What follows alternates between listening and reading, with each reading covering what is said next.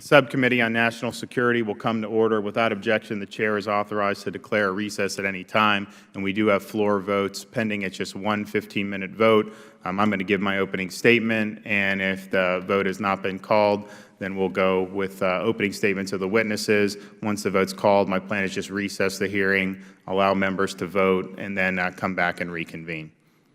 Since the signing of the Oslo Accords in 1993, more than 64 Americans, including and 2 unborn children, have been murdered by Palestinian terrorists in Israel and the disputed territories.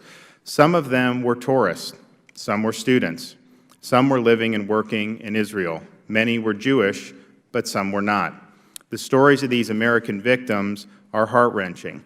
In 1996, Matthew Eisenfeld was a young graduate of Yale University who was studying abroad in Israel. He and his girlfriend, Sarah Duker from New Jersey, had the misfortune to ride the number 18 bus that was blown up by Palestinian terrorists. Matthew's mother, Vicky, later bemoaned the, quote, lack of justice. It makes me feel like my son's blood is less American, unquote. In 2002, Americans Dina Carter, Benjamin Blutstein, Marla Bennett, Janice Coulter, and David Gritz were studying at Hebrew University in Jerusalem. They were eating in the school cafeteria when Palestinian terrorists detonated a bomb inside the cafeteria, killing them all. Malki Roth was a beautiful and talented 15-year-old girl who was eating at the Sbarro Pizza restaurant on Jaffa Road in Jerusalem on August 9, 2001. When a Palestinian suicide bomber blew himself up, he took 15 civilians with him, including Malki and another American, Judith Greenbaum, who was pregnant at the time. The person responsible for planning and executing this dastardly attack, Alam Tamimi, has boasted about this many times on video, yet she resides in Jordan and hosts a television show for Hamas. We are honored to have Mr. Arnold Roth with us at today's hearing. He has traveled from Jerusalem, and we are looking forward to hearing his testimony, so thank you for joining us, sir. In 2001, Kobe Mandel was a 13-year-old American boy who went on a hike with an Israeli friend, Yosef Ishran. They didn't come home, and their parents were worried. Their bodies were later found in a cave. They were so brutally bludgeoned that dental records were needed to positively identify the bodies. More than 10 years ago, the memories of American victims of terrorism, such as Kobe and others, provided inspiration for a bill bearing Kobe's name, which became the legislative source for the opening of the Office of Justice for Victims of Overseas Terrorism within the Department of Justice. The American people overwhelmingly believe that terrorists who kill Americans abroad must face justice. To this end, the office was designed with the purpose of ensuring, quote, that the investigation and prosecution of terrorist deaths of American citizens overseas are a high priority within the Department of Justice.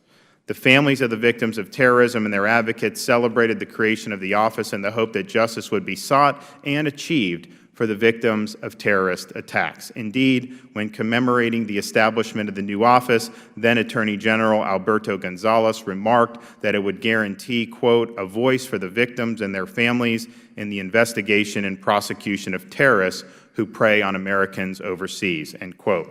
Yet, DOJ has not been able to cite one example for this committee of even a single terrorist that has been prosecuted in the United States for any of the 64 attacks against Americans in Israel. Indeed, many of these terrorists roam free as a result of prisoner exchanges or evasions.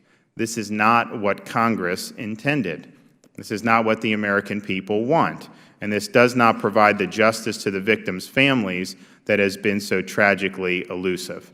In fact, the mother of Kobe Mandel called the office a, quote, affront to her son's name. The case of Alam Tamimi is a good example of the DOJ's failure. She is a terrorist who helped orchestrate the bombing that killed Malki Roth and Judith Greenbaum. She was released from an Israeli prison in 2011 as part of a prisoner exchange with the Palestinian Authority, but she's bragged about her conduct and has maintained a consistent presence on a Hamas television station, and yet this malignant woman continues to roam free, sowing the seeds of hate. When the committee questioned the DOJ about this case, the department declined to comment. If in fact bringing to justice the perpetrators of terrorism against Americans in Israel is a high priority for the DOJ, then surely people of this nature should be prosecuted for their crimes.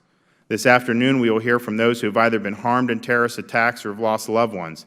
I thank them for their courage to speak out on this important issue. I also ask unanimous consent to insert into the record statements from individuals who have been impacted by terrorism. We have received testimony from Sherry Mandel, mother of Kobe Mandel, Alan Bauer, a victim and father of a victim, and Mark Sokolow, whose family was in a terrorist attack in 2002, as well as the National Council of Young Israel. Israel is a magnet for terrorist attacks because it is a pro-Western, democratic, and a nation of biblical significance. When Americans are the victims of terrorist attacks in Israel, they are, in a sense, being attacked for the shared values that bind our two nations, values that drive the jihadists to consume themselves in a culture of hate. We cannot allow the lives of our own American citizens to be devalued as merely pawns on a diplomatic chessboard. This effectively excuses the terrorists, invites more attacks, and leaves lasting scars on our own citizens due to justice being denied.